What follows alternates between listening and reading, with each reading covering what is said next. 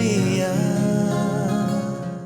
नमस्कार, उदय India digital स्वागत है आपका। मैं अंशुमान आनंद और हम इस वक्त खड़े हैं नई दिल्ली के एनडीएमसी सेंटर में, जहां पर जनसंघ के संस्थापक दीनदयाल उपाध्याय जी के जीवन पर प्रदर्शनी लगी हुई है। हम तो दर्शकों को बता दें कि आप प्रधानमंत्री नरेंद्र मोदी के व्यक्तित्व में एक बहुत विशेष बात देखते होंगे। वो बार बार कहते हैं कि हमें विकास को समाज के निचले हिस्से तक पहुंचाना है, और ये विचार मूल रूप से पंडित दीनदयाल उपाध्याय जी का था, जिनके व्यक्तित्व और कृतित्व पर एक प्रदर्शनी लगी हुई है नई दिल्ली में। और हम आपको इस प्रदर्शनी की एक झलक दिखाएंगे। उस प्रदर्शनी में पंडित दीनदयाल उपाध्याय जी के जीवन के हर पहलू को दिखाया गया है कि कैसे उन्हें अंत्योदय कार्य चलाया, कैसे उन्हें एकात्म मानववाद का दर्शन दिया, जो कि मनुष्य के जीवन को सुचारू बनाने के लिए और देश के हर व्यक्ति के जीवन को सुदृढ़ करने के लिए एकात्म मानववाद का दर्शन दिया था, जिसकी इस आयोजन की मूल थीम है। आइए दिखाते हैं आपको इसकी झलक।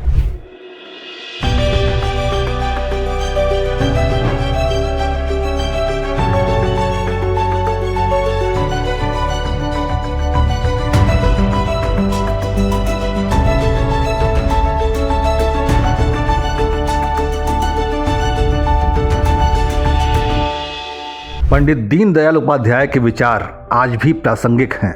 उनका जन्म 25 सितंबर 1916 को राजस्थान के धनकिया नामक स्थान पर हुआ था।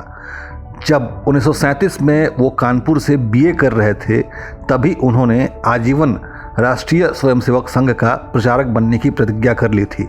21 अक्टूबर 1951 को गुरु गोलवलकर जी की प्रेरणा से जब डॉक्टर श्यामा प्रसाद मुखर्जी की अध्यक्षता में जनसंघ की स्थापना हुई, तो दीनदयाल उपाध्याय जी को इसका महामंत्री बनाया गया। 1952 में कानपुर में इसका प्रथम अधिवेशन हुआ, जहां मुखर्जी साहब ने उनकी कार्यकुशलता से प्रभावित होकर कहा था, यदि मुझे 2 दीनदयाल उपाध्याय मिल जाएं तो मैं भारतीय राजनीति का नक्शा बदल दूं। डॉक्टर मुखर्जी के बाद 1967 में कालीकट अधिवेशन में उपाध्याय जी भारतीय जनसंघ के अध्यक्ष निर्वाचित हुए, लेकिन वह मात्र 43 दिन जनसंघ के अध्यक्ष रह पाए। 10-11 फरवरी 1968 की रात्रि में तत्कालीन मुगल सराय स्टेशन पर अज्ञात हत्यारों ने उनकी हत्या कर दी।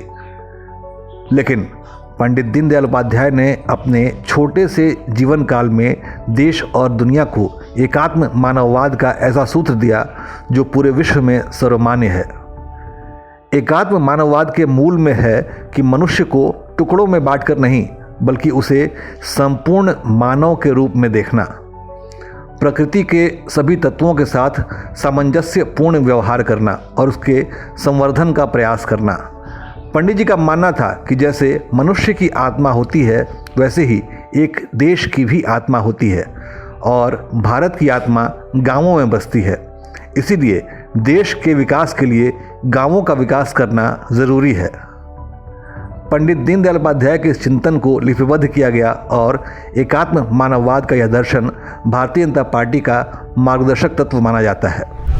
तो दर्शकों, जैसा कि आपने देखा कि भारत इस वक्त अमृत काल में खड़ा है, जबकि पूरी दुनिया दुविधा के दोराहे पर खड़ी है। और भारत अपने अमृत काल के द्वार पर इसलिए खड़ा है कि हमारे प्रधानमंत्री नरेंद्र मोदी ने एक दर्शन को फॉलो किया, एक दर्शन को वो लगातार उस पर चलते गए। वो था एकात्म मानववाद का दर्शन, जो कि पंडित दीनदयाल उपाध्याय जी ने दिया था। और हमने आपको जो एग्जीबिशन की झलकियाँ दिखाई, उसमें जगह जगह आपको एकात्म मानववाद दर्शन की झलक मिलेगी। ये एक ऐसा दर्शन है जिसको 4 भागों में पंडित दीनदयाल उपाध्याय जी ने इसको पेश किया था, जो 4 व्याख्यानों की मालाएं थी, जो कि इस एग्जीबिशन में दर्शाई गई हैं, जिसमें भारत की विदेश नीति, भारत की आर्थिक नीति, भारत की जो सुरक्षा नीति थी, सबकी व्याख्या की गई थी। और इन्हीं पंडित दीनदयाल उपाध्याय जी का एकात्म मानववाद के दर्शन को इस एग्जीबिशन के जरिए दर्शाया गया था। तो ये एक कोशिश थी कि कैसे जो भारतीय जनता पार्टी जनसंघ के संस्थापक लोगों के जो विचार थे, उसको दुनिया के सामने रखा जाए, ताकि वो अभी भी इस जमाने में प्रासंगिक दिखाई दे। क्योंकि ऑपरेशन सिंदूर के बाद जो भारत ने पाकिस्तान से जो विजय हासिल की है, उन ऑपरेशंस के जरिए आप देख सकते हैं कि उसमें भी आपको भारत की उसी मूल विचारधारा की झलक दिखाई देगी।